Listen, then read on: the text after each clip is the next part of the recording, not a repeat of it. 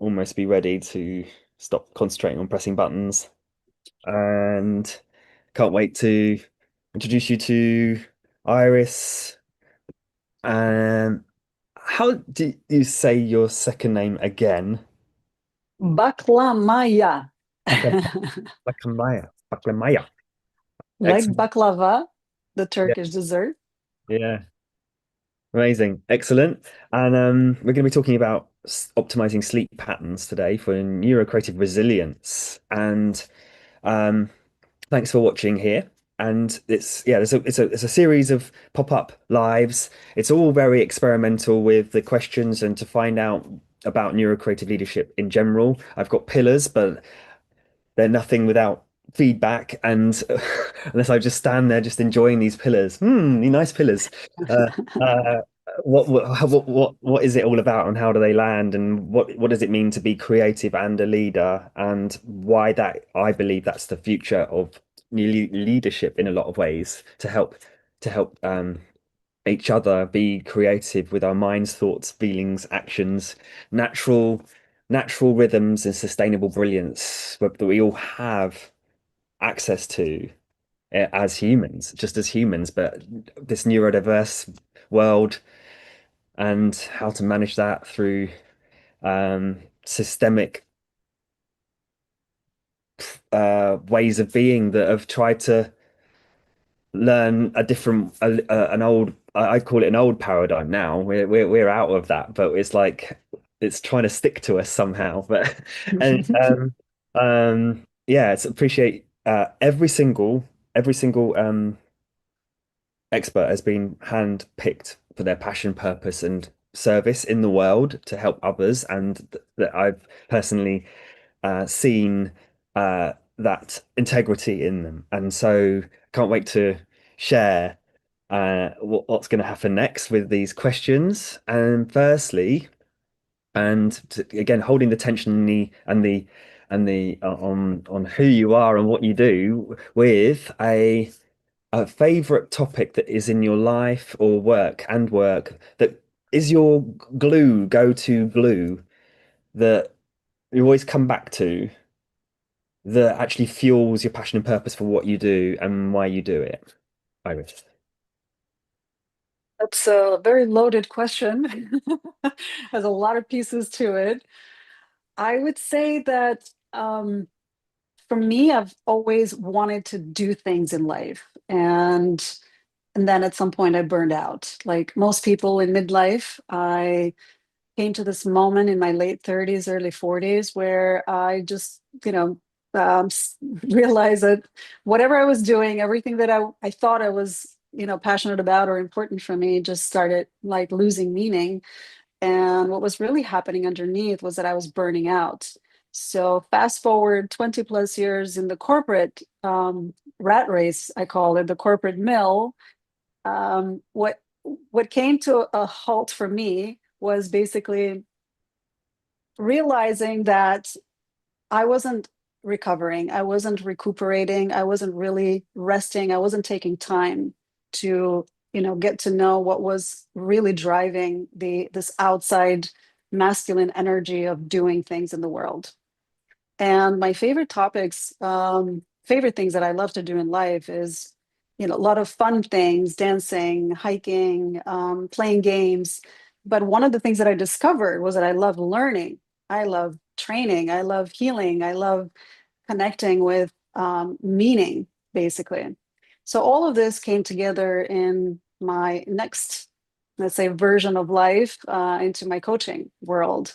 Um, you know, After 20 years of corporate communications, what came through naturally was how do I bring this into a meaningful space? And yeah, so then I just started coaching, and one of the foundations of the coaching is basically restorative rhythms, is really tuning in, resting well, understanding the meaning and the power of and the fact that it's the other side of our performance in the world. And that is what helps us come into a homeostasis and creates a space so then we can create and show up as leaders in the world. Wonderful. Love that. I love the restorative rhythms. Um, Rhythm for me as well, very much. I didn't realize for a long time that that rhythm kept me feeling safe because I didn't know how to communicate so well, or didn't believe I knew how to communicate so well. So I didn't know how to practice it. So I just go back to music and rhythm as well. I really, really resonate with a lot of that. So thanks for sharing. Yeah. Um, and yeah, this restorative as well. I see how that sort of leads in with what you are fascinated in at the moment around the sleep patterns and the sleep Mhm. optimization and things like that too. So, um, looking forward to knowing more about that. In as well, the next question is around Mhm. um, uh, whenever we call ourselves and as identify as unique beings, our unique wiring is there. I like to call it unique wiring for the most of the time because then it's not loaded with like whether or not it's a label of neurodivergence or neuro. I like neurocreativity, but again, that's it's a phrase as a concept to help remember that we are creating in any moment. And I could just go, I could choose to walk off here and create a different reality than talking right now. And that would be that's the harnessing the willpower thing. So and to choose and stick to something. So but that sense of your unique wiring, Iris, the way you see yourself, in terms of whether it feels more diverse or more typical even in different moments. There's this t taking a moment just to listen in to go, what's within what you are creating? What's that top favorite go-to self-care technique that relates to how you are and how you work best? I'd say that my top go-to is definitely making a hot cocoa or making a hot tea. It's like the one moment, this at least this is like the simplest, the easiest, the fastest is just for me to get up, go make something hot for my body. Just putting hot liquid in my body already brings me calm, and it feels restorative of all of that tension that I've been in the moment of working.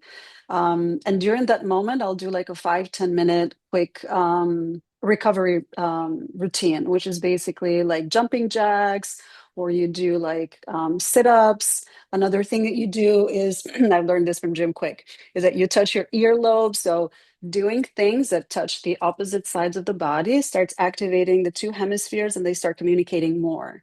So doing things like this is the havening technique.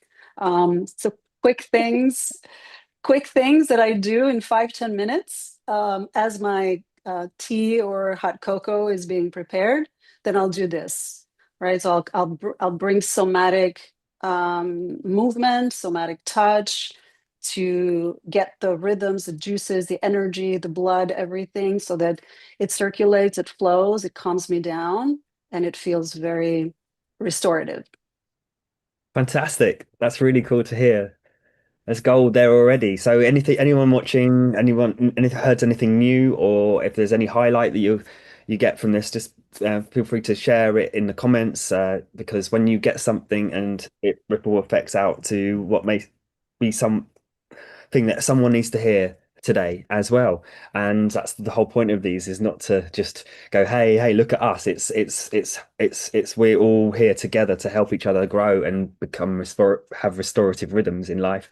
So and the next one is I'm fascinated in how it lands for you. So there's five innate human powers that we have as humans, and we can't necessarily, when we're in them, even if it's for a minute or two, just for a moment, we can't be judging, we can't be aware of any inner critics or self-sabotage or judging of others or anything else. And so I'm going to say them and see which one lands for you, the most prominent that helps you day to day, or that you actually want to improve on, that helps you right now as well, if that makes sense. Um, so just take a moment to receive these words and see what comes for you.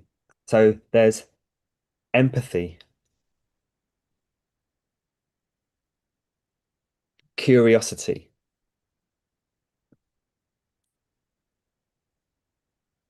creativity, navigation. By that we mean pick something that's truly important and make sure that we're doing those things to go towards that place in life. And activation, to actually take actions and be in flow. So, out of Mhm. those, which one feels good because you know that it's something that you are growing into at this time and getting better at it, and you want more of it because it's going to make the Mhm. biggest difference to you, Iris? Mm. The one that jumps out that is probably my natural, innate, strongest one is curiosity. I think curiosity has been my savior, in the darkest and craziest and stupidest moments of my life. Just being curious has really driven my life, I think, into more discovery and more understanding and more empathy and more creativity and everything else. I think for me, probably it starts with curiosity. I would say the weakest one that probably I should train a little more, and I have trained. That's why I got into emotional freedom technique coaching, into the energy psychology coaching, because I really wanted to train my empathy. And then I understood that we are all empaths. We all feel and experience each other. More than 95% of communication is nonverbal. Therefore, we are all empathically receiving signals from each other. But I want to train that more because I feel that in empathy, there's more than just to simply understand and put yourself in someone else's shoes, is really being in the space with that person without trying to fix it or help them or advise them or something. I think that's the hardest thing for Mhm. me and for many, many of us is, can we be empathetic to be in the space with the people, with our family, with friends, with clients, and allow them to, experience themselves. Amazing.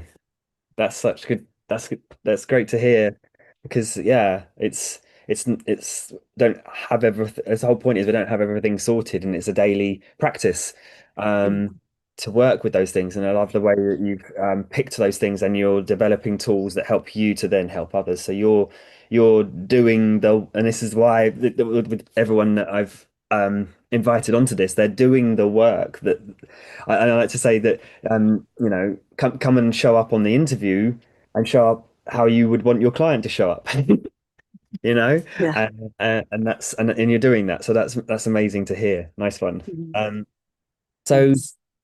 the the next question is around this balance between creativity and leadership. And whole neurocreative leadership is that neurology is kind of in the center of that. Our minds are controlling and or feeding back off our nervous system, and then we're either being creative or open, and if we choose to be open and intuitive, more female energy, as it were, the concept of being immersed in opportunity and flow to um yeah listen and rather than act upon and be Mhm. specific. And then this leadership, typical Mhm. leadership examples would be what's that thing and do it until it's done, and then just keep repeating it Mhm. and breaking through anything Mhm. that's in the way to make it happen. And so it's Mhm. very more specific and masculine orientated to do that, and um to assert into Mhm. the future with that specific thing happening. And so Mhm. so that idea of those two pieces as complementary but opposing forces, as it were, what does that, as I share all of that, what lands for you in how you show up in your life and work? Mhm. I like how you put leadership and creativity as masculine and feminine, because that was one of the huge discoveries and healing moments for me as well, recognizing how in leadership, in 20 plus years in my corporate experience as an executive, as a director of departments, of communications, of projects, there was only masculine energy, and there was no the other side of the coin, which is the feminine energy, which is the creative part. There, in the corporate world, it's all about doing action, and there's little training, little understanding of the creative process that actually makes this leadership go somewhere. So the creativity is not nurtured, I would say, or in my experience in the corporate world. I understand now that creativity is not cultivated. It is stunted by the need for doing, the need for leading, the need for achieving the set goals. So even strategy, the way strategy is created in leadership, it doesn't leave a lot of space for the creative part, for the ideas to really flourish. You know, ideas are stunned by the fact that they have to achieve something. So there is a dominance of need for leadership without what actually nourishes leadership. And that was my experience of coming to burnout, because one big piece of burnout is loss of meaning, loss of not, actually disparity in values. And that's what I realized, that I wasn't sharing the same values with the corporate goals and objectives. So the way I see it today is that creativity is our innate drive as leaders that has to be well balanced with the doing. It is the internal fire, if you will, which is what actually creates the possibility for leadership to actually make something happen in the physical world, like the inner and the outer world. We first create something within, and then we bring it into the world without. Love it. Amazing. And when you notice that, what's there for you in terms of what you're bringing, in terms of the value you're bringing to clients and yourself and the world, in terms of your strengths and skills? What's creating the best results right now from what you've just shared? My journey put me in a path of really understanding my womanhood. What is my biology, my talents, my strengths, my femininity? How are those things actually my gold rather than my challenge? And so it's been an amazing journey, because the more I've discovered about how female biology works, the more I understand how our cycles are quite different, the more I've been integrating, the more I have found so much freedom and expression and energy and flow. So this has been like the space that I've been flying really high in the past 7 years, as I've been rehabilitating from my burnout journey. And this year, I'm designing a series of live workshops and live tapping circles for women first approach to flow performance, to high performance, to productivity, and the emotional freedom piece. And I'll be launching a flagship program in the fall season for flow performance for women. So, yay, it's been a really long journey, a very big roller coaster. But it's been fascinating, and seeing how these things work in real life is just so inspiring to see how myself I've been feeling so much better, doing so much better, and seeing the women around me who actually practice the understanding of how we women show up differently in leadership as well. It's truly fulfilling.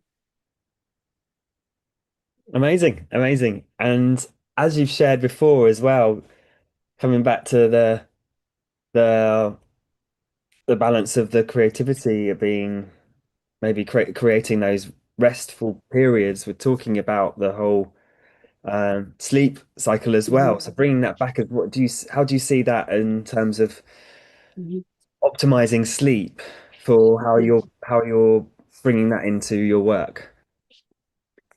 Yeah, so I'm creating dedicated, laser focused, get it done workshops for these important pieces of restorative rhythms, and sleep was one of them. And I would say that there's two key pieces to high quality sleep to understand. One is the condition, the environment, how we set ourselves up for quality sleep, because we don't think of it that way. We think that sleep just happens, it comes, and we're just supposed to sleep and wake up refreshed and everything should be fine. But there's a whole understanding, there's a whole um, training, I would say, that you need to do to your body so that when sleep time comes, then you have really put yourself into the best condition for high quality sleep.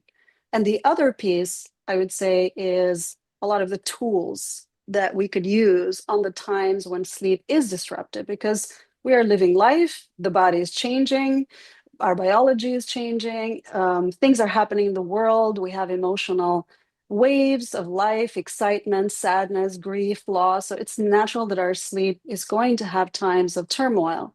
And so having this other piece of tools and techniques that you can use as fortifiers for when sleep is disruptive, I think is what locks it in. So you prepare yourself through your by setting up your environment, and you have the best tools to actually help you through the times when sleep is going to be disruptive in your life. Awesome. Yeah. So I'm hearing, I heard in the environment is in setting up the environment, setting up the mindset, if you want to call it that, Mhm, the what is it going to take to look forward to it or put it into practice from a mhm. self-command point of view, self-commanding environment and anything else. Yeah, it's the inside and the outside environment. So one is setting up your outside environment, creating a bedroom that is absolutely conducive to sleep, which means no lights, no noise, the right temperature, and then an environment inwards that's conducive to sleep, which means no heavy foods at night, no heavy liquids at night, alcohol and caffeine and sugar and everything that will excite the body rather than put the body to sleep. So how you set your body up inside and the environment outside, and creating nighttime rituals that will make sleep irresistible. So when we are tempted to get our dopamine hits through by scrolling and checking out our social medias and talking to people at night, especially for leaders who are so busy during the day, they'll leave a lot of the communications in the evening. Like the worst thing you could do is be in bed ready for sleep and have your phone in your face. Like that's what your mind is going to be processing during the night. So how to counteract that is through irresistible rituals, special rituals, things that will be even more tempting to do rather than the saboteurs. So, and then other rituals throughout the night for those disruptive nights. This is this is getting exciting. So, or maybe it should be more relaxing. But yeah, so Could be both. yeah, amazing. So I love the we've covered the general things to look out for now, so that's great. Is there? I like the word call to action, because if we feel a call to action, if anything's being said or heard, and when it lands for someone listening, and there's a calling to go, oh, I want some of that, or I want this, or I want that. That's a call to action in itself, rather than it just being this marketing speak. I also believe as leaders, we get to make calls to action in all areas where we see it's important to change things or or even just inspire people. Um, and that's not just business, that's all every day. So that I love that word calling, because if it's not part of a calling, if it's not calling, if there's things that uh Iris had said that weren't you weren't bothered about or you don't remember anymore, that's not a call. That's just great, which is fine, unless you don't realize you need it later or needed it now because it hasn't made sense. And so as soon as it makes sense and there's a call, there's any resistance to that call, notice that, because that's the also the piece to notice when we want to move away from what could grow us or change ourselves. So the reason why I'm sharing all that is because it's a very passionate piece for me. The calling is almost the creativity, the feminine energy, and the action piece is the masculine. So Yeah, beautiful. bearing that in mind, what is there something that you can bring for those listening as a way for them to find out more about what you do, Iris? Beautifully said. Call. I've been, well, I've heard the call and I've answered the call uh, in the past several years. So I would say that the call right now is, if you're having any of the symptoms like absolute exhaustion, loss of meaning, motivation, this is the time to look in and look into your restorative rhythms. How are you healing? How are you resting? How are you regenerating? How are you restoring? And what I've created this year is exactly that. The first foundation of high performance and action and leadership is coming into a ritual lifestyle of rest and regeneration through a lot of high performance and elite techniques. So I would call all the women in leadership to join me in the series, in the Tap and Flow series, which is a series of 11 workshops and 11 tapping sessions that I'm holding live.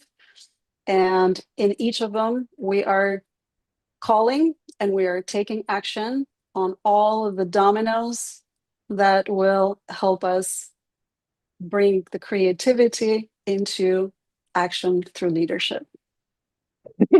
Woo!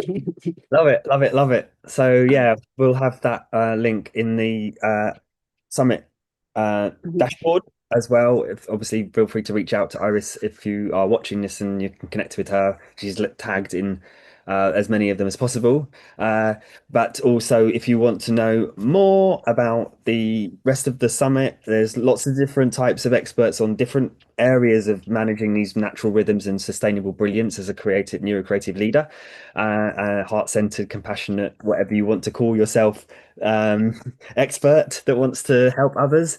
So yeah, thanks for listening.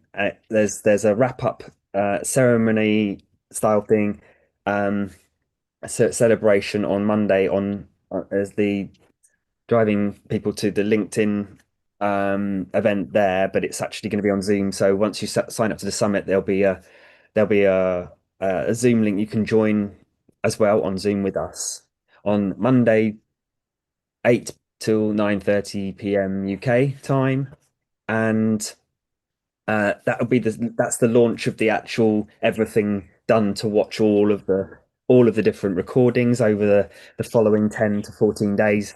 And so it's exciting because there's so many really amazing people, all with very different ways of answering and some similar ways of answering these questions. So if you're fascinated with this topic, it's a great goldmine for this. So thanks for listening and watching. And thank you, Iris, for being here and supporting and being awesome and part of this growth and movement that we can help many neurodiverse voices get seen and through without that fear of burnout, without knowing that they can be in their natural rhythms. Thank you, Rory, for organizing this very fun, interesting pop up summit. I like it. Excellent. And It one last feels thing, very natural. what did you get out of all of this? What is one thing that's come up for you around all of this? It could be for yourself, or what's the most prominent thing that you're getting from this call? I would say that the summit itself is already showing how many leaders are awakening and realizing that the paradigm has already shifted. I like to think of it as coming out of the matrix. So, what comes up for me is that we are an exhausted society. We have exhausted ourselves by trying to lead, by trying to do, by trying to get things done. And I feel that there is a deep call for all of us to learn the foundations, to get back to the foundations, and to start with restorative rhythms, with regeneration, with peace, with rest, and with inner healing. I love it. Thank you so much for sharing. I also got something that you said, which was about the rituals piece. You said something rituals, like restorative rituals or something rituals. I want to go back and find out what I want to listen back and find out what that was because I think that talking about rituals and what you just shared there about how to bring restorative and peace and to leadership is something that we could then have a longer talk on and create a mini one-off training around what we know around that. If you're up for that, that Sure. that can be in May. So this is the pop-up surprise NeuroCreative Leadership Summit of 2026, and we'll do the a longer, stronger, vigor version in May 2026. So thanks for listening and have a great day.